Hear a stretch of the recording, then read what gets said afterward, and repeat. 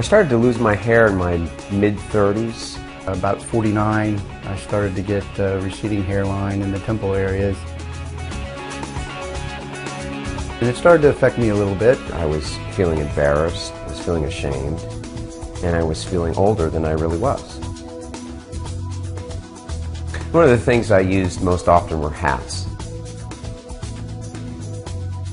Eventually, I started using the pills and the potions and the lotions to help hair regrowth.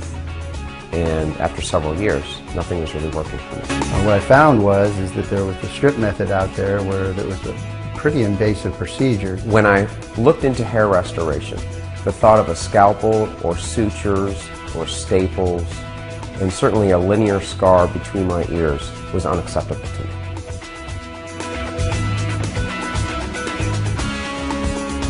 A friend of mine told me about the NeoGraft. And then I discovered NeoGraft, and that was a game changer for me.